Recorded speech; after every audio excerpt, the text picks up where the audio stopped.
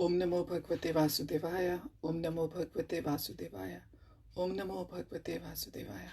Welcome to today's live reading from Brilliant as the Sun, a retelling of Srimad Bhagavatam, Canto 1, the Sages of Naimisharanya. We are on chapter 16 at the moment. Parikshit becomes king. Parikshit sees signs of Kali Yuga's degradation appearing in the world and sets out on an expedition to purge the earth of all corrupt elements. Meanwhile, the earth goddess Bhumi and the god of religion Dharma come to the earth and speak together about their harassed condition. Chapter 16, Canto 1, verses 1 to 9. The following paragraphs are from. Sutta began to narrate Parikshit's history. Parikshit perfectly fulfilled all the predictions made by the Brahmanas at his birth. Under his reign, the world prospered.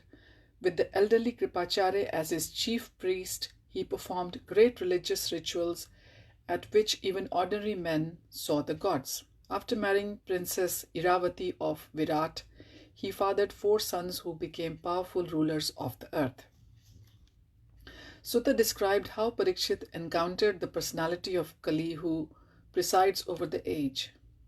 Finding Kali attacking a cow and bull, the king arrested him. Chapter 16, verses 5 to 8. Why did he not just kill him? Asked Shaunak. Surely that is the appropriate punishment for such a crime. Besides which, how did he ascertain it was Kali? As soon as he asked the question, Shaunak had second thoughts. He did not want to distract Sutta from the speaking of Krishna. Dear Sutta, my inquiry was foolish. No one here is interested in worldly politics. We only want to hear discussions about Krishna, which are like the nectar of immortality. Any other subjects merely steal away one's duration of life. Indeed, the very Lord of Death, Yamaraj himself, is attracted to hear about Krishna. Therefore, those who always engage in such discussions will not fall victim to his influence. Chapter 16, verse 9. Looking over the assembly of sages, many of whom were nodding in concurrence with his words, Shaunak concluded, we do not want to be like foolish men who waste their short lives uselessly engaged either in idle talks and works or in sleeping, thus never finding time to hear about Krishna. Sutta reassured Shaunak that because the question related to the actions of the great devotee Parikshit, the answer was as enlightening as topics directly dealing with Krishna. Indeed, histories of the Lord's great devotees are as spiritually powerful as those about Krishna himself. I shall therefore answer your questions. Please listen. Chapter 16, verses 10 to 24. Parikshit sat on his throne deep in thought. He had just returned from an incognito tour of his kingdom and was greatly disturbed by what he had seen. Moving about the country in disguise, he found his citizens engaging in sinful activities. He saw some drinking liquor, others gambling, and still others engaging in public displays of passion. How was this possible under his rule? News had previously reached him of neighboring states that were straying from the path of dharma under the rule of impious kings. It seemed their influence was infiltrating his own kingdom. Determining to rectify the situation, the king commanded his minister, ready the troops, we shall march tomorrow at dawn.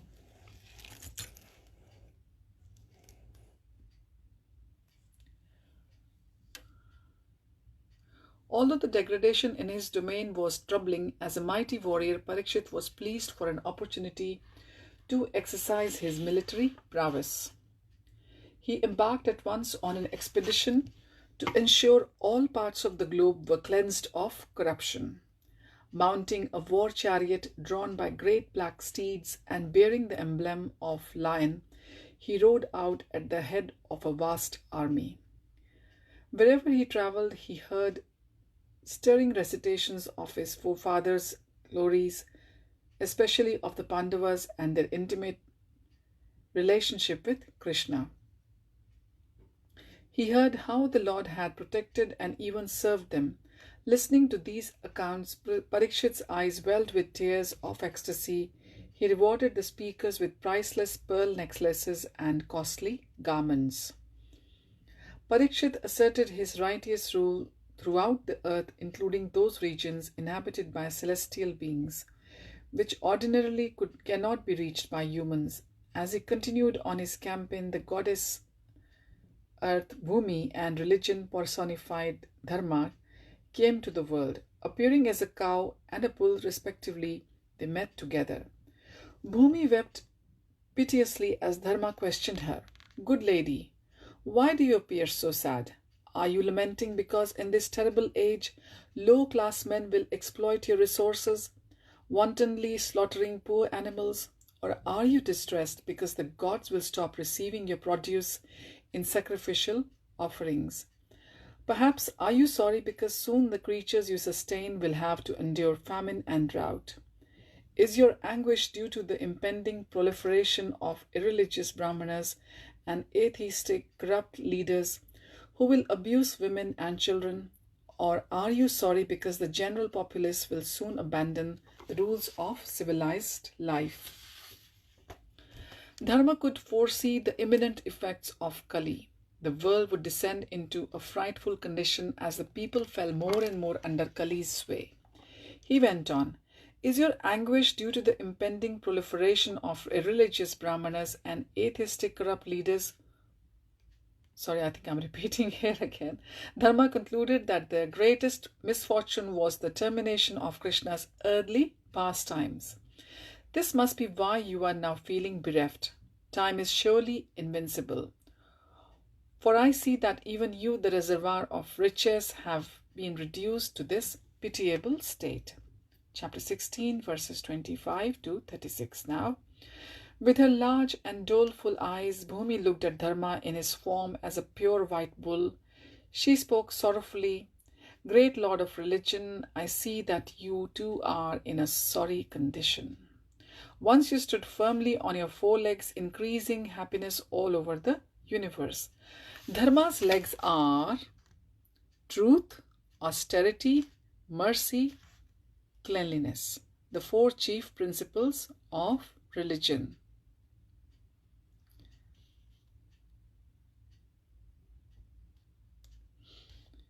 With each successive age, one of them was broken. By the time age of Kali arrived, he stood only the leg of truth. Even that was now threatened."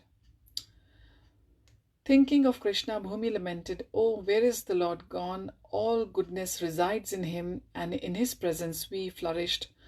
While the Lord's auspicious footprints graced me, I felt unlimitedly blessed. Previously, I have been distressed because I was overburdened by the military forces of ambitious demons. You also suffered at the hands of these atheists, and we were relieved only by Krishna's merciful appearance. Now in his absence, Kali spreads his evil everywhere." So when in the four yuga cycle, in the beginning, in the Satyug, the Dharma has got all the four legs, that is the truth, austerity, mercy, and cleanliness.